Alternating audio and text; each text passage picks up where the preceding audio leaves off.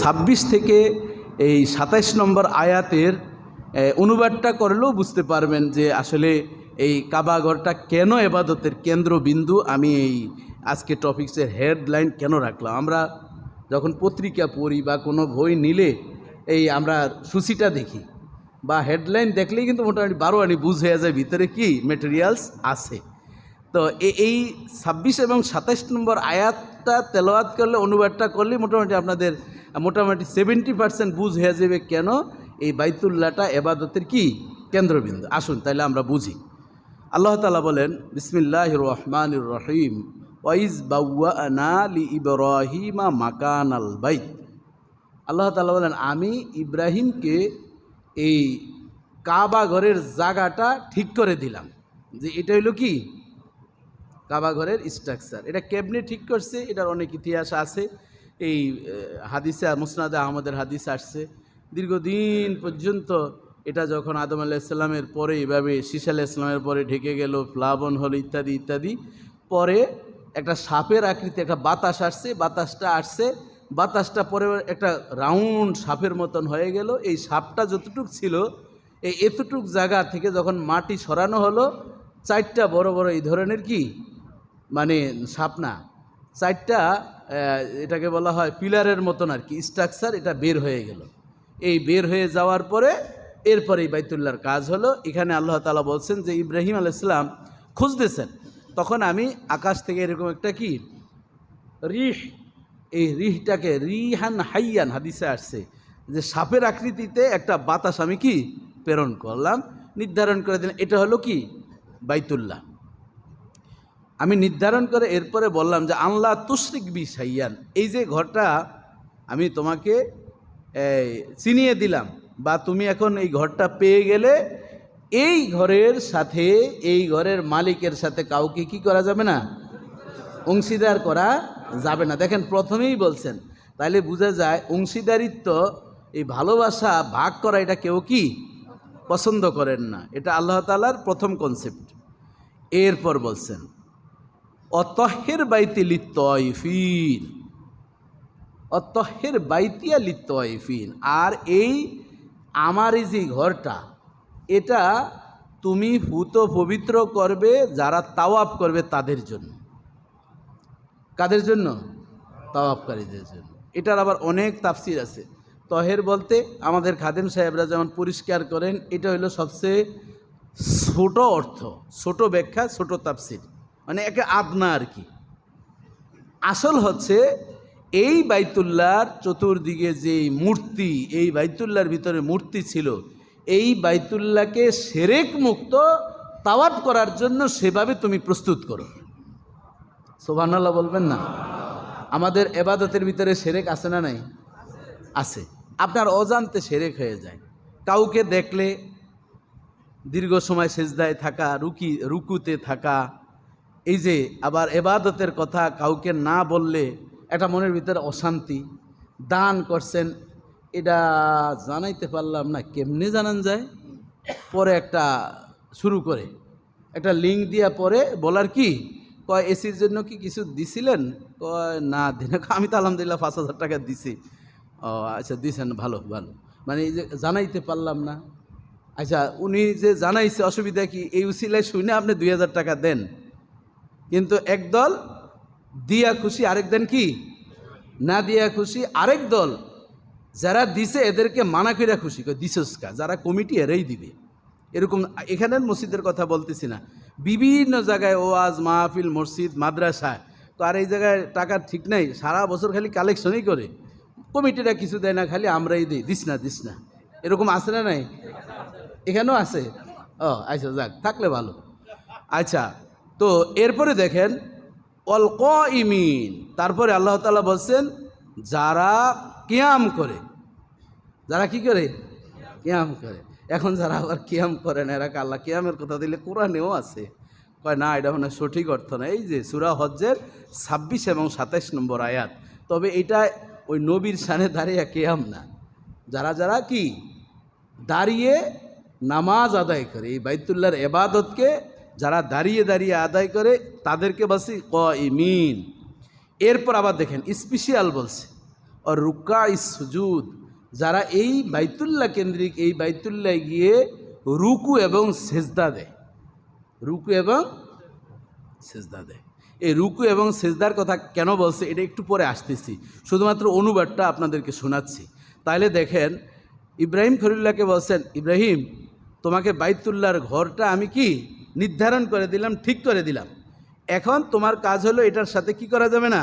Number 1 গণেন কিন্তু একটা একটা করে, কি বলছে, শিরক করা। সবার বলতে হবে, কি করা যাবে না, অংশীদার করা যাবে না। দ্বিতীয় নম্বর বলছেন, এই বাইতুল্লাহটাকে ফুত পবিত্র রাখবা শিরক থেকে।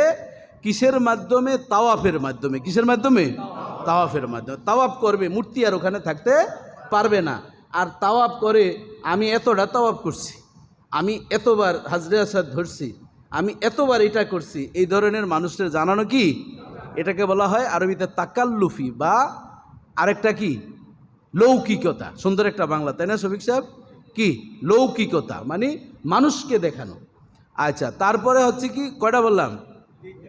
হ্যাঁ, 3টা বলে লিছি।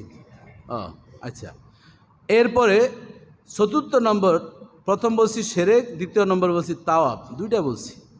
আচ্ছা, তারপরে কয়মিন, আরেকটা হলো দাঁড়িয়ে দাঁড়িয়ে এই বাইতুল্লাহ কেন্দ্রিক কি করবেন, কেয়াম। কেয়াম নামাজ পড়া। আপনি শুধুমাত্র এই কেয়াম করা, আরেকটা তাফসির আসছে আল্লামা আলুসি রহমতুল্লাহ রুহুল মানিতে বলেন, দাঁড়িয়ে আপনি খালি বাইতুল্লাহর দিকে অপলোক নয়নে তাকিয়ে থাকবেন। এই তাকিয়ে থাকাটাকেও কেয়াম বলা হয়। জোরে জোরে বলেন সুবহান। 120টা রহমত নাজিল হয় প্রতিদিন বাইতুল্লাহতে। কয়টা? 120টা। রাসূলুল্লাহ সাল্লাল্লাহু আলাইহি ওয়াসাল্লাম বলেন, প্রতিদিন 120টি রহমত এই কাবা কেন্দ্রিক রব্বুল আলামিন নাজিল করেন।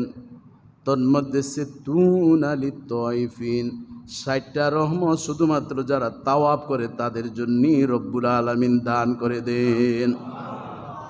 আরবাউনা লিল মুসাল্লিন, 40টা রহমত রব্বুল আলামিন দান করেন যারা দাঁড়িয়ে দাঁড়িয়ে বাইতুল্লাহর ইবাদত করে, কেউ রুকু করে, কেউ সিজদা করে, কেউ বা বাইতুল্লাহকে সামনে নিয়ে তাসবিহ তাহলিল আদায় করে দাঁড়িয়ে দাঁড়িয়ে। আর 20 লিন-নাযিরিন, যারা বাইতুল্লাহ বুঝুক আর না বুঝুক, দোয়া পারুক আর না পারুক, বাইতুল্লাহর দিকে যারা শুধু অপলোক নয়নে তাকিয়ে থাকে, রব্বুল আলামিন ওই তাকিয়ে থাকা বান্দাদের উপর 20টা রহমত নাজিল করে দেন। কয়টা রহমত? কোন দিকে তাকিয়ে আছেন? বাইতুল্লাহর দিকে। এই জন্য রাসূলুল্লাহ সাল্লাল্লাহু আলাইহি ওয়াসাল্লাম বলছে, তুমি একজন হক্কানি আলেমের দিকে যদি তাকিয়ে থাকো, তাহলে রব্বুল আলামিন তোমার সগীরা গুনাহগুলোকে মাফ করে দেবে। সুবহানাল্লাহ বলবেন না? তাহলে আল্লাহওয়ালা ব্যক্তি আলেম ওলামার দিকে দোষ না ধরে তাকিয়ে থাকলে কি হয়? সগীরা গুনাহ মাফ করেন কে? আল্লাহ। হুজুর আপনার দিকে তাকিয়ে কী লাভ?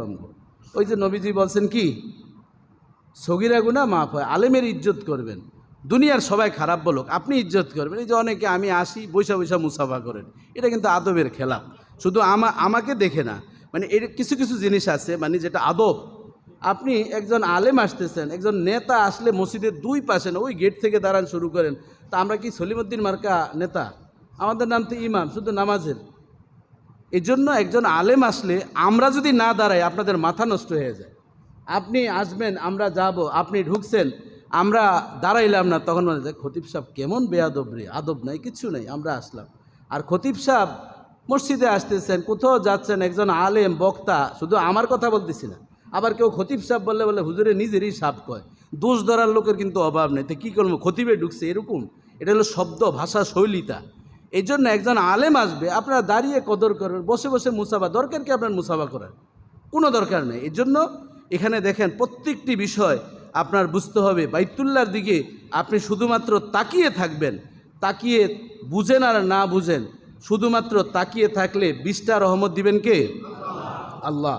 আর একজন হক্কানি আলেমের দিকে আপনি তাকিয়ে থাকবেন, আলেমের দোষ, সাদা জামার ভিতরে দোষ কি থাকবি। কয়দিন আগে একজন আমাকে, আমরা তো টিভির প্রোগ্রাম করি, আজকেও রাতে বাংলা টিভিতে আমার 8:30টায় লাইভ আছে, একজনের প্রশ্ন করছেন, হুজুর এক ইমাম সাহেব, যে আমি মসজিদের কমিটির কাছে দরখাস্ত দিলাম বেতন বাড়ানোর জন্য, ওনারা বলতেছেন এরকম ইমামের দরকার নেই, জাগর টাকার লোভ বেশি। তাহলে এটা কি সঠিক? আমি কি এদের জন্য কমিটির জন্য দোয়া করবো না বদদোয়া করবো? আমি বললাম বদদোয়া করার কোনো কি নেই, সুযোগ নেই। আপনি বলবেন যে আল্লাহ তুমি এদেরকে হেদায়েত দান করো। কথা ঠিক না বেঠিক? যারা অধীনস্থ তারা বেতন চাইতেই পারে।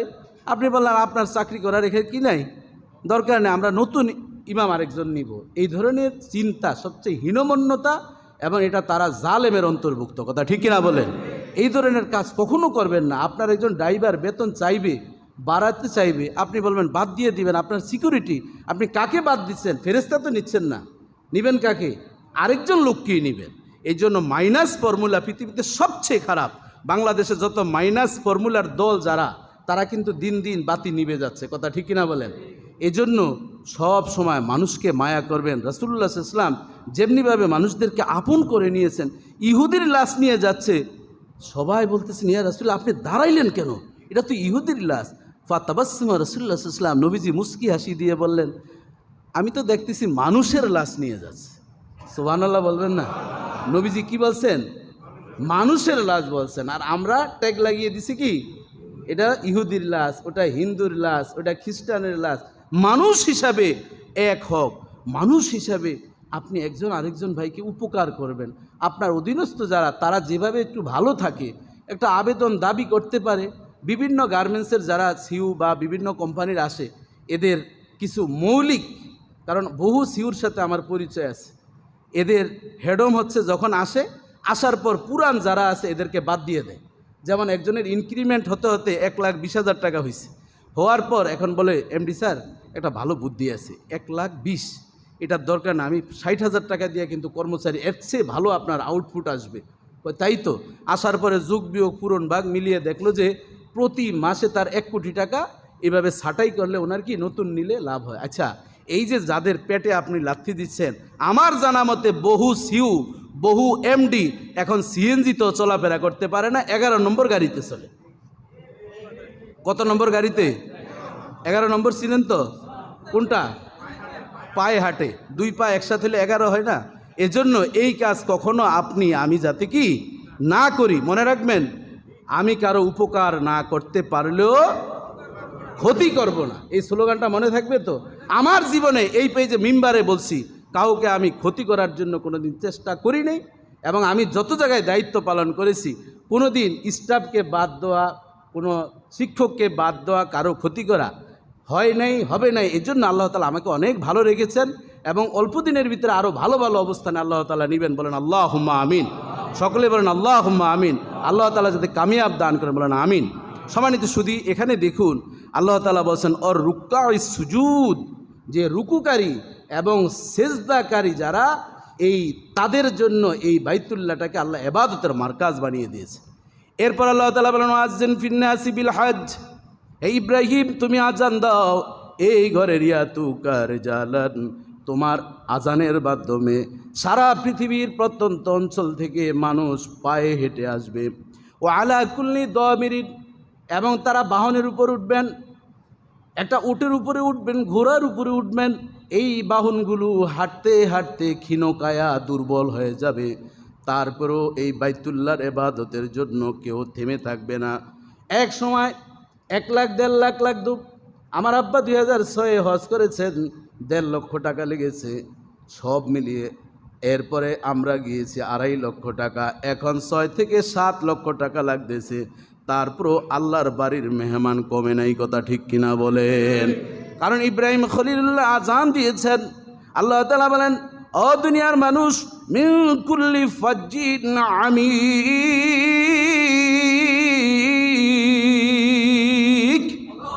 আজ থেকে 4,500 বছর পূর্বে আমার খলিল এই বাইতুল্লাহর ইবাদত করার জন্য আহ্বান দিয়েছে। আমি আল্লাহ সারা পৃথিবীর প্রত্যন্ত অঞ্চল থেকে যারা লাব্বাইক আল্লাহুম্মা লাব্বাইক বলে ডাকে সাড়া দিয়েছে, সকলকেই আমার বাড়ি থেকে আমার বাড়িতে আনার ব্যবস্থা করে দিব। আপনি আমি ইচ্ছা করলেই বাইতুল্লাহ যেতে কি, আমার বহুদিন ইচ্ছা ছিল, আমার পরিবার নিয়ে আমি যাব। ছোট্ট আয়ের মানুষ, ব্যবসা বাণিজ্য করি না, টাকা জমাতে জমাতে আল্লাহ তাআলা সেই 11 সালে, আমার কথা বলছি আপনাদেরকে উদ্বুদ্ধ করার জন্য, আমি একটা অ্যাকাউন্ট করেছি। এরপরে ব্যবসায় কিছু টাকা দিছি। সুযোগ আসলো 11 সালে, যতবার গেছি কারো এই গিফটের মাধ্যমে যাই না, সব নিজের টাকা দিয়ে গেছি। আর আমাকে কেউ আইসেও বলে না হুজুর আপনারে আমি নিয়ে যাব। এটা হলো এক ধরনের কপাল, এটাও ভালো কপাল। তো গেলাম, প্রথমে 11 সালে গেলাম, সেই টাকা জমিয়ে ওনাদের থেকে উঠিয়ে ব্যবসার টাকা এনে দেখেন শুধু কাঁদছি, আল্লাহ আমার বিয়ের আগে যদি আমি হজ করতে পারতাম, কিন্তু সেটা হয়নি। কিন্তু আল্লাহ তাআলা এই 2-3 বছর পরে ব্যবস্থা করছেন। আবার আল্লাহর কাছে বলা শুরু করলাম, আবার 19 সালে আমার মাকে নিয়ে গেলাম। এরপরে আবার এই যে আপনাদের এখানে আসার পরে আবার বলতেছে আল্লাহ অনেক দিন হয়ে গেল, বলতে বলতে বলতে বলতে হঠাৎ করে আলাপ করলাম। ওনারা বলতেছে হ্যাঁ এরকম সৌদি এয়ারলাইন্স আছে, আমি ভাই এত টাকা দিতে পারবো, কিছু কম নেওয়া যাবে, সামান্য কিছু আমার থেকে কম নিচ্ছে, ঠিক আছে, তো নিল। এরপরে দেখেন কিন্তু বউ বাচ্চারা বলতেছে তুমি কয়বার গেছো? 3 বার, 2 বার হজে, 1 বার কি উমরায়। এদের তো আন্দোলন এখন শক্ত হয়ে যেতেছে, এখন জাতীয় পর্যায়ে আন্দোলন শুরু হয়ে গেছে, নেওয়াই লাগবে। বন্ধু বান্ধবের কাছে বলা শুরু করে দিছে। এরপরে চিন্তা করলাম যা ডু অর ডাই, বাঁচি আর মরি, এদেরকে খুশি রাখা, এদেরকে নয়, এটাও তো বারাকা দান করতে পারেন কে? আল্লাহ। দেখেন আলহামদুলিল্লাহ টাকা টুকা গুছ করলাম, এরপর হয়ে গেল যাব রোজার আগে। কিন্তু আমার ওয়াইফ প্রতিদিন দোয়া করে আল্লাহ যদি রোজার ভিতরে পারতাম, রোজার ভিতরে উমরা করলে হজের সওয়াব হয়। আল্লাহ সেরকম ব্যবস্থা, এই বেচারির দোয়াটা আল্লাহ কবুল করছে। শুধু রোজাই না, প্রথম দিন গেলাম, আসবো 13 কি 14ই রমজান, সেটা লাইলাতুল কদর করে 26 দিন থেকে আল্লাহ আনছে। এটা কি আমি ইচ্ছা করে থাকছি? এটা রাখছেন কে? আল্লাহর বাড়িতে আসার জন্য কত তদবির করছি। কিন্তু দেখেন এটা নিয়ত, সবসময় মনে রাখবেন, আপনি আল্লাহর বাড়িতে যদি সেভাবে চোখের পানি ছেড়ে দিয়ে দোয়া করেন, আসার পরে দেখেন আল্লাহ তাআলা নানানভাবে রিজিকের প্রশস্ততা শুরু করেছে। এই হজ, এই উমরা আল্লাহকে খুশির জন্য যদি করেন, এটা কিন্তু একটা ইনভেস্ট। বিশ্বাস না হলে করে দেখেন। এই যে নানান ধরনের নাজ নেয়ামত আল্লাহ তাআলা সম্মান দেওয়া শুরু করেছেন, এবং এই সম্মানের প্রতিদান অনেক বড় এক সময় হতে হতে আমরা যে ছোট্ট মানুষ, এই প্রাপ্তিটা অনেক অনেক অনেক হয়ে যায়, আপনি কল্পনাও করতে পারবেন না। সবাই জবান খুলে বলেন আলহামদুলিল্লাহ, আরও জবান খুলে বলেন আলহামদুলিল্লাহ। বিশ্বাস যদি না করেন একটু ট্রাই করে দেখেন, বউ বাচ্চা নিয়ে একসাথে দোয়া করে কান্না করবেন, জিকির করবেন, দেখবেন ওই চোখের পানি আল্লাহর কাছে কি অনেক দামি, অনেক দামি। একসাথে খাবেন, একসাথে চলবেন, খুব ভালো এটা জিনিস। যাই হোক সম্মানিত সুধী, এবার আসুন আমরা যুগে যুগে এই কাবা ঘরের ইবাদত কিভাবে করেছেন।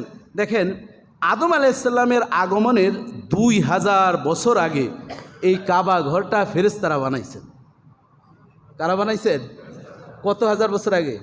2000 বছর আগে। তাহলে বোঝা যায় কাবা ঘরের তাওয়াফ এবং এই কাবা ঘরের হজ এই দুনিয়াতে মানুষ হওয়ার আগে, আগমনের আগে কারা করছেন? ফেরেশতারা করছেন। তবে তাদের ভিন্ন প্রক্রিয়া ছিল। কি প্রক্রিয়া ছিল? প্রতিদিন বাইতুল মামুর, ফেরেশতাদের কেবলা, ওই বাইতুল মামুর ধরেন একটা ফেরেশতাদের যে মসজিদ, সেখানে আল্লাহ রাসূল একবার জিজ্ঞাসা করছেন জিব্রাইলকে, ও ভাই জিব্রাইল ফেরেশতাদের সংখ্যা কত? তখন জিব্রাইল বললেন যে ফেরেশতাদের সংখ্যা কত আমি তো এতটুক জানি না, তবে একবার যারা এই বাইতুল মামুরে ঢুকে দ্বিতীয়বার এরা কিয়ামতের আগ পর্যন্ত আর সুযোগ কি পাবে না। তো রাসূলুল্লাহ সাল্লাল্লাহু আলাইহি ওয়াসাল্লাম যাই হোক একটা এস্টিমেট আমাদেরকে দাঁড় করিয়ে দিয়েছেন, যেটা আমরা বুখারী শরীফের হাদিস থেকে আমরা পাই যে প্রতিদিন বাইতুল মামুরে 70,000 ফেরেশতারা এট এ টাইমে ইবাদত করে। সুবহানাল্লাহ বলছেন না? আরও মজা আছে। তাহলে এই 70,000 ফেরেশতা বাইতুল মামুরে যখন ইবাদত শেষ হয়, আদম সফিউল্লাহ এই দুনিয়ার জমিনে আসার আগ পর্যন্ত প্রতিদিন 70,000 ফেরেশতা এই বাইতুল্লাহ হজ করতেন এবং তাওয়াফ করতেন। আরও জবান খুলে বলেন না সুবহানাল্লাহ। কারণ এই তথ্যগুলো জানলে একটু ভালো লাগে কি লাগে না? আচ্ছা লাগলো, আরও লাগবে। এই যে আল্লাহ তাআলা বলছেন রুক্কাই সুজুদ, ফেরেশতারা যখন ইবাদত করে তারা কিন্তু আমাদের মতো নামাজ পড়ে না। তারা কি করেন? শুধু আল্লাহকে রুকু দেন আর কি সিজদা দেন। সুবহানাল্লাহ বলবেন না? যখন বলেন অসজুদ লি আদম, আদমরে সিজদা করো, ফাসাজাদু ইল্লা ইবলিস, ইবলিস ছাড়া সবাই কি সিজদা করছে। দেখেন এখন মুআল্লামুল মালাইকা ইবলিস ছিল, যখন সিজদা করে ফেরেশতারা উঠছেন, উঠা দেখতেছি কি যেই শিক্ষক উস্তাদজির গায়ে কোনো কাপড় চোপড় নাই,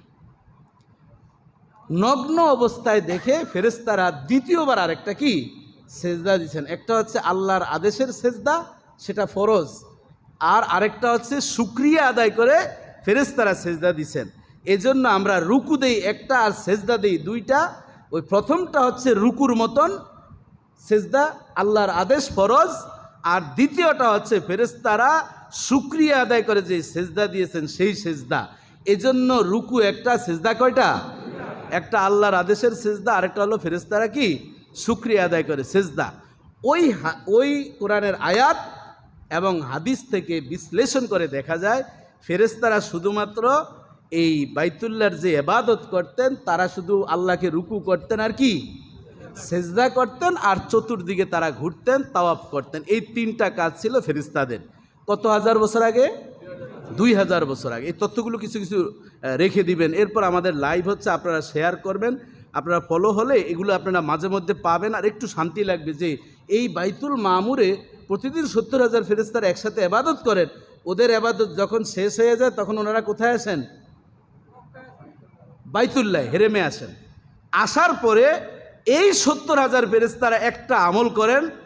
এই যখন 2000 বছর পরে আদম সফিউল্লাহ আদমের সন্তানরা ইবাদত করে, তখন রুকনি ইয়ামিনিতে যখন চলে যায় এই ফেরেশতারা রুকনি ইয়ামিনি বরাবর, তখন তারা একটা দোয়া করেন। সেই দোয়াটা এখন আমরা করলে ওই ফেরেশতারা আমিন আমিন করেন। সেই দোয়াটা কি?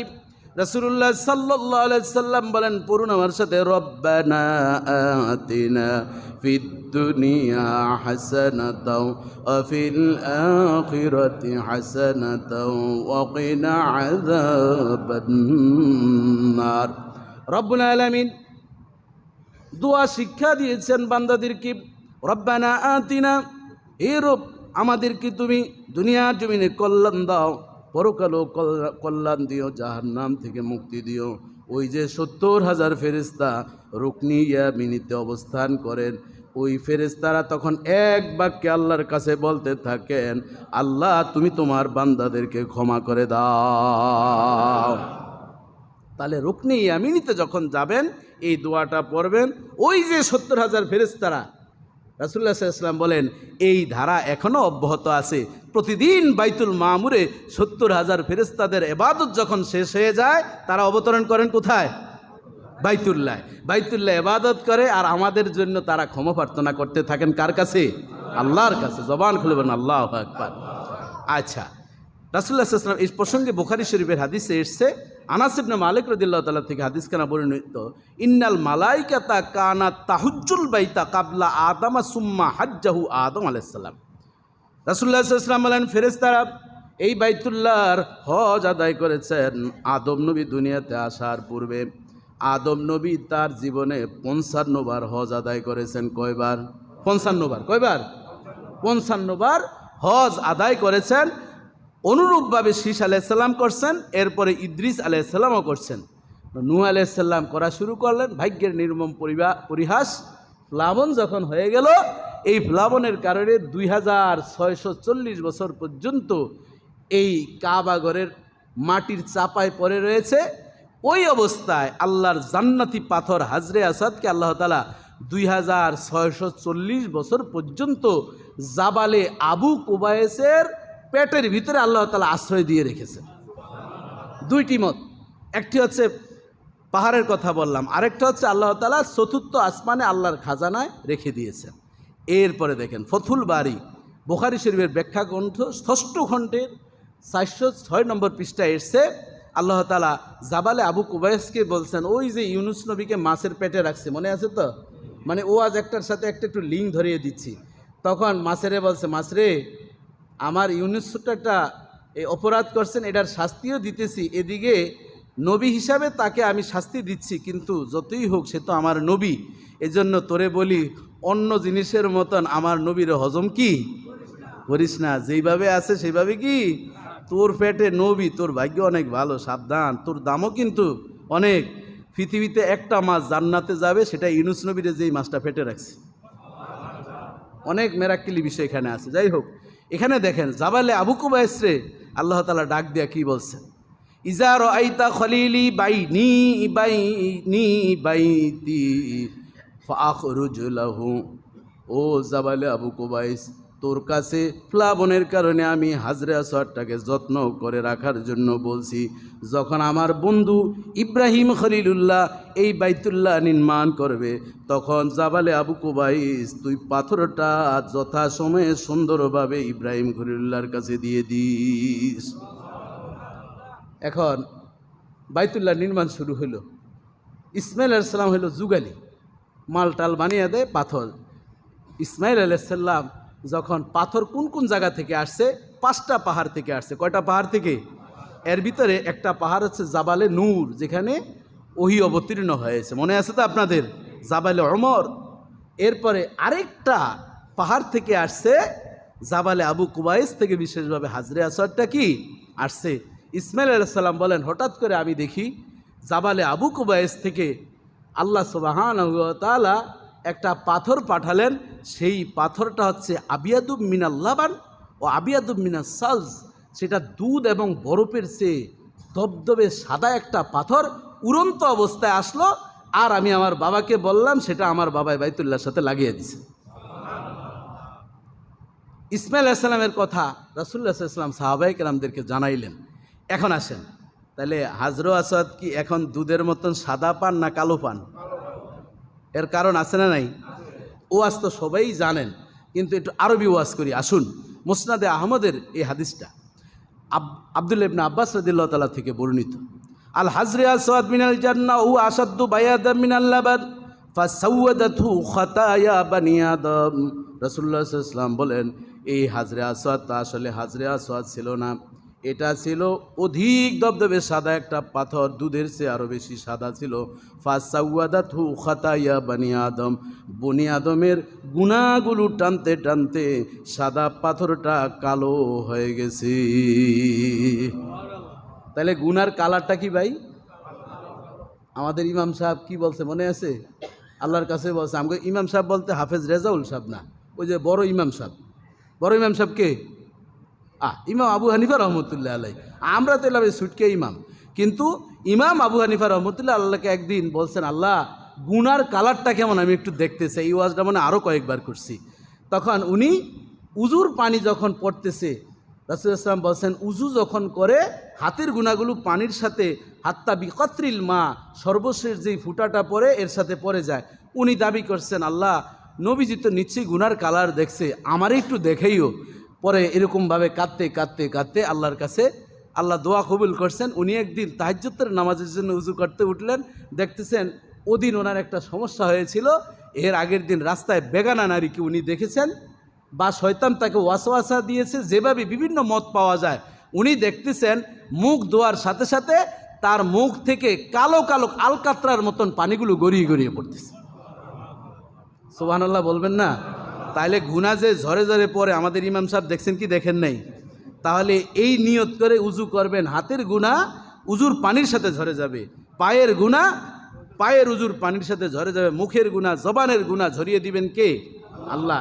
ওই নিয়ত করে উজু করতে হবে। আমরা অনেক সময় উজু করতে গেলে দুনিয়ার কথা শুরু হয়, হয় কি হয় না? পেশাব করতে যাবেন ঢিলা কুলুপ নিয়ে দুনিয়ার গল্প শুরু হয়ে যায়, এরকম আছে না নাই? এর জন্য উজুর সুন্নতি আমল হচ্ছে, উজু যখন শুরু করবেন দুনিয়াবি কোনো কথা বলা কি যাবে না। যদি ওইভাবে আপনি উজু করেন, কাকে খুশি করার জন্য? আল্লাহকে। কারণ আল্লাহর সামনে কাঠগড়ায় আপনি দাঁড়াবেন, এই ভয় ভীতি নিয়ে যদি আপনি উজু করেন, তখন আপনার অঙ্গ প্রত্যঙ্গের গুনাহগুলো আলকাতরার পানির মতন ঝরে ঝরে আপনার শরীর থেকে পড়ে যাবে। আর যদি এদিকে দুনিয়ার কথা বলেন, ওদিকে আল্লাহর নেটওয়ার্কও থাকেন, দুনিয়ার নেটওয়ার্কও থাকেন, তাহলে কিন্তু সেই নেয়ামত আমরা হাসিল করতে পারবো না। সম্মানিত সুধী, রাসূলুল্লাহ সাল্লাল্লাহু আলাইহি ওয়াসাল্লাম এই বিষয়গুলো আমাদেরকে অবহিত করেছেন। আসুন, প্লাবনের সময় 2640 বছর পর্যন্ত কি অদৃশ্য ছিল বাইতুল্লাহ হাজরে আসওয়াদ। পরবর্তীতে আল্লাহ সুবহানাহু ওয়া তাআলা এই হাজরে আসওয়াদকে পাঠালেন। এখন আমরা অনেক সময় বলি পাথরের কোনো গুণ নাই, বলি কি বলি না? পাথর তো একটা জড় পদার্থ, কিন্তু আল্লাহ তাআলা দেখেন সূরা বাকারার ৭৪ নম্বর আয়াতে এই পাথরের গুণাবলী বলছেন, ওয়াইন্না মিনাল হিজারাতি লামা ইয়াতাফাজ্জারু মিনহুল আনহার ওয়া ইন্না মিনহা লামা ইয়াশাক্কাকু ফায়াখরুজু মিনহুল মাউ ওয়া ইন্না মিনহা লামা ইয়াহবিতু মিন খাশিয়াতিল্লাহ ওয়া আমাল্লাহু বিগাফিলিন আম্মা তা'মালুন। জোরে জোরে বলেন আল্লাহু আকবার। আল্লাহ তাআলা বলেন, তোমরা দুনিয়ার পাথরকে জড় বলবা না। ওয়া ইন্না মিনাল হাজারাতি লামা ইয়াতাফাজ্জারু মিনহুল আনহার, নিশ্চয়ই পাথর থেকে প্রবাহিত হয় নদী। পাথর এমনভাবে চোখের পানি ছেড়ে দেয় ঝর্ণার মতন, সেই পাহাড়িয়া ঢলের মাধ্যমে বিশাল বড় নদী হয়ে যায়। যেমনিভাবে বান্দরবনে সাঙ্গ নদী একটা আছে না নাই? গেছেননি কেউ? যাই হোক, এই খাগড়াছড়ি বা আমি দেখছি, আমি বান্দরবন, খাগড়াছড়ি, এই রাঙ্গামাটি, এই এলাকাগুলো 4 দিন আমি সফর করছি। তো সেখানে এটা কিন্তু পাহাড় থেকে, পাহাড়ের পানি। এরপরে এই একটা ওয়াইন্না মিনা লামা ইয়াশাক্কাকু ফায়াখরুজু মিনহুল মা, আল্লাহ তাআলা বলেন এই পাথর ফেটে যায়, আস্ত পাথর ফেটে যায়, এই আস্ত পাথর থেকে পানির বিশাল ঝর্ণা আমি আল্লাহ বের করে দেই। সিলেটের মাধবকুণ্ডে গেছেননি আপনারা? গেছেন? আচ্ছা, দেখছেনই তো, আমি গেছি সেখানে, দেখছেন না? যাই, তা আপনি সাক্ষী থাকাতে সুবিধা হয়েছে ওয়াজ করতে। ওয়াইন্না মিনহা লামা ইয়াহবিতু মিন খাশিয়াতিল্লাহ, আল্লাহ তাআলা বলেন শুধু তাই নয়, পাথরে তোমরা বলো পাথর কিছু বুঝে না, মায়া নাই, দয়া নাই। অনেক পাথর পাহাড় থেকে লামা ইয়াহবিতু গড়িয়ে গড়িয়ে পড়ে যায়। এই গড়িয়ে স্বাভাবিকভাবে পড়ে না, এই পাথরগুলো আল্লাহর ভয়ে তারা পাথরগুলো পাহাড় থেকে গড়িয়ে গড়িয়ে জমিনে পড়ে যায়। আল্লাহর ভয়ে যখন পাহাড়ের ভিতরে কম্পন শুরু হয়ে যায়, তখন পাথরগুলো খসে খসে পড়ে যায়। আল্লাহ বলছেন, ওমাল্লাহু বিগাফিলিন আম্মা তা'মালুন, বান্দারে শুধুমাত্র তোমরাই গাফেল, পাথর বুঝে কিন্তু মানুষ হয়ে তোমরা এখনো বুঝো নাই। সুবহানাল্লাহ বলছেন তো ঠিক মতন? কিন্তু এই যে হোটেলগুলা যে এখনো ব্যবসা চলতে আছে, এটা বুঝেন না কেউ? নিজের ঘরে বউ আছে, বউ থাকার পরে আবার ফক্সি ঘন্টা করার জন্য আরেক মহিলার কাছে যান। আপনার বউর কাছে যা যা আছে ওই মহিলার কাছে যদি একটা বেশি থাকে তাহলে আপনার উপহার দিবা, আছে কিছু? এটা নবীজি খোলামেলা বলছেন। আলী রাদিয়াল্লাহু তাআলাকে একদিন নবীজি বলছেন, আমরা তো শিক্ষক, আমরা বক্তা, কথাগুলো বলতে ভিন্ন ধরনের বললেও এভাবেই বলতে হয়। আমি একদিন আমার অনার্সের ছাত্রদেরকে বলছি, এই যে খালি ফুসুর ফুসুর করো আর খালি মোবাইলটা পাইলেই খালি ডাইন হাতে বাম হাতে এরকম খালি সারাক্ষণ এমন এমন করতে থাকে, মেসেজ লেখে, হ্যাঁ তোমরা কি করো এগুলা? তো যাই হোক, শাসন করতে গিয়ে ওই হাদিসটা পড়ালাম। আলী রাদিয়াল্লাহু তাআলাকে নবীজি বলছেন, আলী রে, আমার মেয়ে তো তোমার ঘরে, মনে রাখবা রাস্তা দিয়ে বেগানানিকে দেখবা, যদি তোমার অজানা সত্ত্বে একবার নজর পড়ে যায় আল্লাহ মাফ করে দিবেন, দ্বিতীয়বার স্বাদ আচ্ছাদনের জন্য যদি তুমি তাকাও তাহলে জিনা করলে যে এই গুনাহ, ওই তাকানোর কারণে তোমার সেই জিনার গুনাহ তোমার আমলনামায় লিপিবদ্ধ হয়ে যাবে। সুবহানাল্লাহ নি কইছেন? আরে কপাল রে, তা তো সবাই তাকাইবে আবারও। জোরে জোরে বলেন নাউজুবিল্লাহ। এই হোটেলের ব্যবসা ভাবছিলাম মনে হয় ওই সরকারের আমলে এই ব্যবসা এরা করে, আসলো তত্ত্বাবধায়ক, এরও একই। আবার এখন শুনলাম হোটেলের এই পার্কের আশেপাশে এই মহিলাগুলো দাঁড়িয়ে থাকে। আমি আপনাদেরকে বলবো, যারা শ্যামলীর যারা এলাইট পার্সন রয়েছেন, আপনারা যারা ধার্মিক আছেন, মসজিদে যারা নামাজ পড়তে আসেন, কুল্লুকুম রাইনা কুল্লুকুম মাসউলুন আন রাইয়াতিহি, প্রত্যেকে আপনারা দায়িত্বশীল।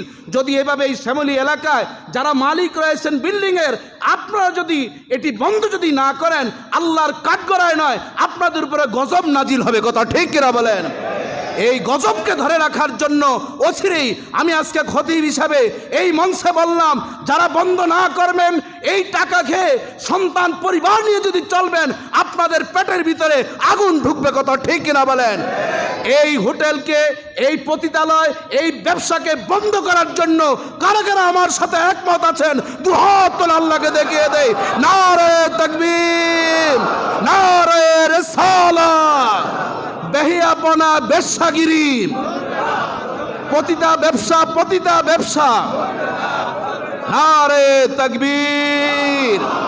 ইমানি জজবার সাথে কথা বলবেন। মুসলমান একবার জন্মগ্রহণ করেছি, একবারই আমাদের মরণ হবে, তবে সেটি হবে শহীদি মরণ। কথা ঠিক কিনা বলেন? যারা আপনারা মালিক হয়েছেন অনেক বড় মালিক হয়ে যান নাই। আমার সে বড় মালিক দেখেন নাই যমুনা গ্রুপের বাবুল সাহেবের সাথে ইউথ ক্লাবে আমি বহুত হেঁটেছি। আমার গুলশানে বাসা ছিল। আমি 12.5 বছর গুলশান শাহজাদপুর মসজিদের খতিব ছিলাম। আমেরিকান ইন্ডিয়ার এমবিসির 100 গজের পাশেই ওই মসজিদ। সেখানে হেঁটেছি, কোটি কোটি টাকার মালিকদের সাথে সকালে একসাথে নাস্তা করেছি, দেখেছি।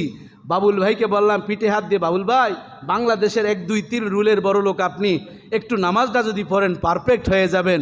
কিন্তু দেখেন করুণা তাকে এমনভাবে নিয়েছে, কত চেষ্টা করেছেন, বলছেন আমার সব সম্পদ দিয়ে দিব, আমার একটু শ্বাস প্রশ্বাসটা স্বাভাবিক করো। সম্ভব হয়েছে?